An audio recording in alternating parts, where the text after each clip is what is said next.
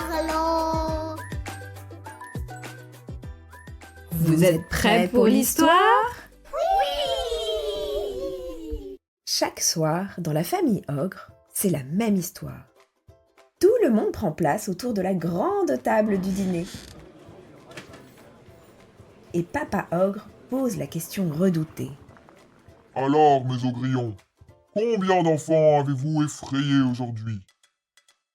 Et chaque soir, c'est la même histoire. Les ogrillons se vantent d'en avoir terrorisé des dizaines, des centaines même.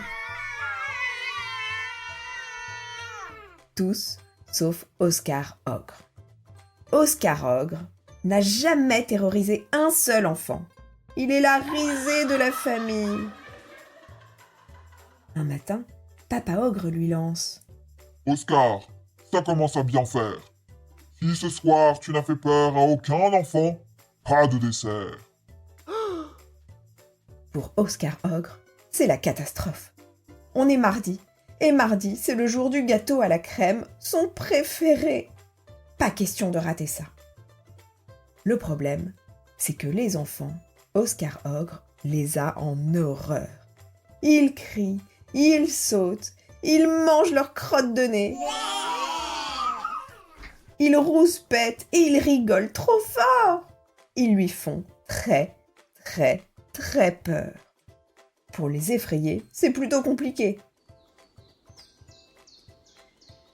En s'enfonçant dans la forêt, il chantonne pour se donner du courage. Les enfants, c'est pas bien méchant. Avec du riz, c'est même exquis. Avec du jus, c'est même goûtu. Et avec du vin, c'est un festin.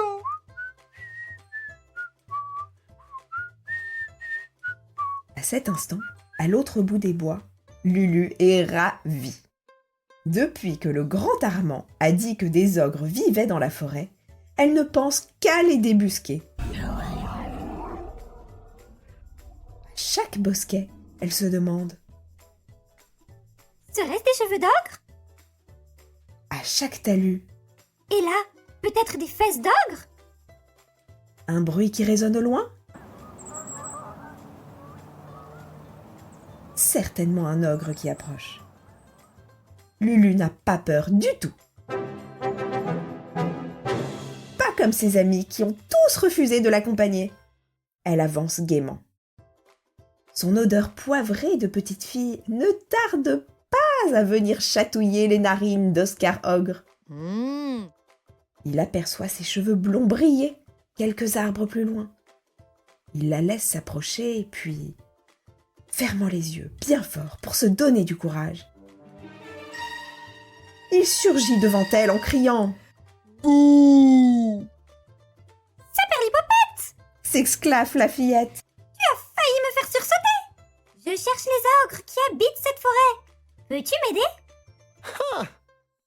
Oscar Ogre est tellement surpris qu'il en oublie sa peur à lui. Mais je suis un ogre. Enfin, un ogrillon plutôt. Tu n'as pas peur?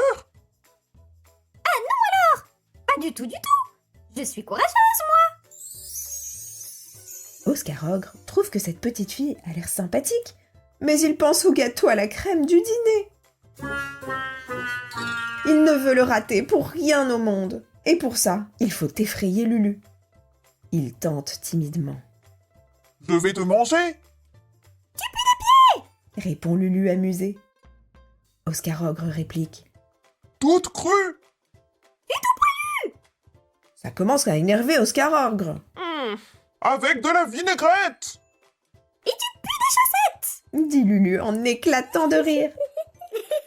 Oscar Ogre est si décontenancé qu'il fond en larmes. Allons, petit ogrillon, ce sont des blagues. Que se passe-t-il? Lulu est attendrie.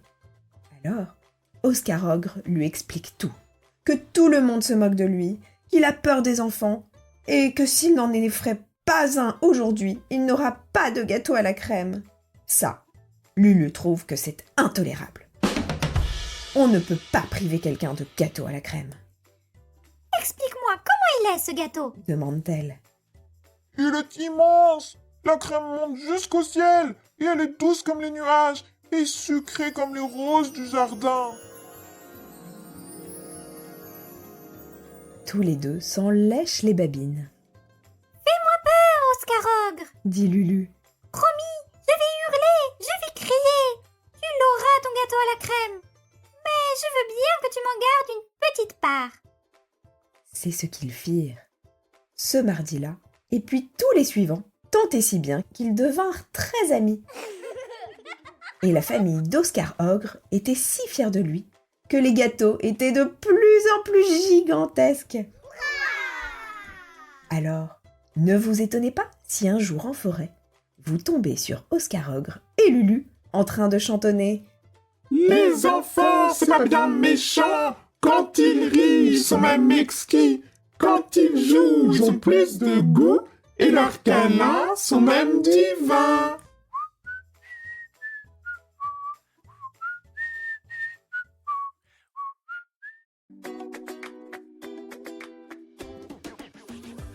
À bientôt.